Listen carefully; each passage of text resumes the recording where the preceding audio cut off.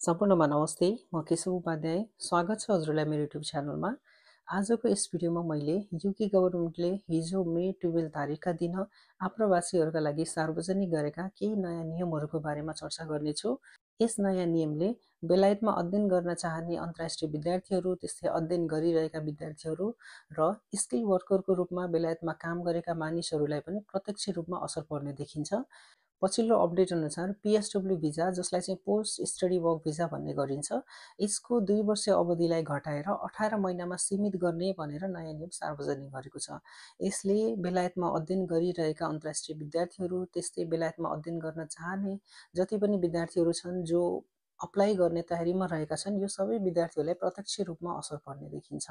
पहिला चाहिँ विद्यार्थीहरूले ब्याचलर अथवा मास्टर्स गरिसके पछाडि 2 वर्षको PSW भिजा सजिलैसँग अप्लाई गर्ने गर्थे भने अब PSW भिजा अप्लाई गर्दा पनि गभर्नमेन्टले टर्म्स एन्ड कन्डिसन राख्ने भनेर चाहिँ नियम लिएर आएको छ। जुन टर्म्स एन्ड कन्डिसनले गर्दा अब भविष्यमा PSW भिजा रिजेक्सन हुन सक्ने सङ्केत पनि गरेको छ।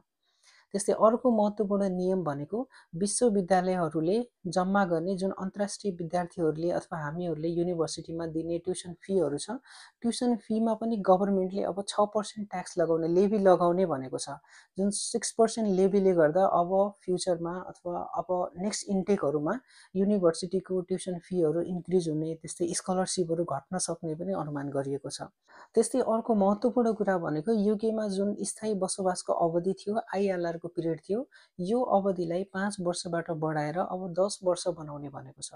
किनभने यसभन्दा अगाडि विद्यार्थीहरूले आफ्नो अध्ययन सकिसके पछाडि 2 वर्षको PSW भिजा लिने गर्थे।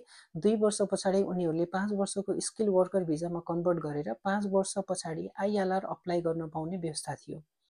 अब यस ILR अप्लाई गर्ने अवधिलाई 5 वर्षबाट बढाएर उनीहरूले 10 वर्ष बनाउने भएको छ र यसले चाहिँ युकेमा स्थायी बसोबास खोजिरहेका अन्तर्राष्ट्रिय विद्यार्थीहरू लगायत स्किल वर्कर भिजामा अप्लाई गर्न खोज्ने मानिसहरूलाई पनि प्रत्यक्ष रूपमा असर पर्ने देखिन्छ। भने अर्को महत्त्वपूर्ण कुरा, डिपेन्डेन्टले पनि प्रोफिसियन्सी टेस्ट दिनुपर्ने भनेर उनीहरूले नियम सार्वजनिक गरेको छ। यसभन्दा अगाडि के हुन्थ्यो भने स्पेसली स्टुडेन्टले भिजा अप्लाई गर्ने गर्थ्यो।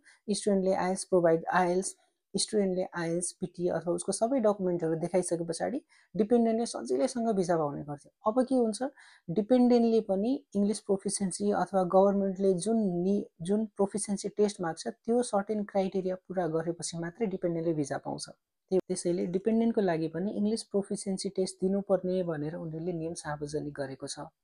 त्यस्तै अर्को अपडेट भनेको सानोतिनो अपराधहरू अथवा सानोतिनो क्रिमिनल अफेन्समा पनि व्यक्तिहरूलाई चाहिँ देश निकाला गर्न सकिनेछ भनेर उनीहरूले भनेको छ। यसले चाहिँ के हुन्छ भने जस्तो पहिला सिचुएसन के थियो भने स्टुडेन्टहरूले क्यासमा काम गर्दै गर्दा अथवा कुनै सानो क्रिमिनल अफेन्सहरूमा सर्टेन केही जरिवानाहरू लिएर चाहिँ उनीहरूलाई छाड्ने त्यस्तो व्यवस्था थियो भने अब चाहिँ सानोतिना अपराधहरूमा पनि हामीले देश निकाला गर्नेछौँ भनेर उनीहरूले नियमलाई चाहिँ स्पेसली इमिग्रेसनलाई चाहिँ एकदमै स्ट्रिक्ट बनाउने नियमहरू सार्वजनिक गरेको छ। त्यसैले यी विविध नियमहरूले चाहिँ अब युकेमा सेटलमेन्ट खोजिरहेका मानिसहरू, त्यस्तै युकेमा विद्यार्थी भिसामा अप्लाई गर्न रेडी हुनुभएका विद्यार्थीहरूलाई प्रत्यक्ष रूपमा असर पर्ने देखिन्छ। यस बारेमा थप केही अपडेट आयो भने म पक्कै पनि हजुरलाई प्रोभाइड गर्नेछु र यदि यो भिडियो हजुरलाई इन्फर्मेटिभ लागेको छ भने भिडियोलाई लाइक, कमेन्ट अनि सेयर गर्न नबिर्सिनुहोला र च्यानललाई सब्स्क्राइब गरेर मसँग जोडिनु हुनेछ भन्ने आशा पनि लिएको छु। र यस नियमहरू सम्बन्धी हजुरलाई केही प्रश्नहरू उब्जिएको छ अथवा केही कुराहरू सोध्न मन लागेको छ भने कृपया कमेन्ट बक्समा गएर कमेन्ट गर्नुहोला। हवस् त, धन्यवाद।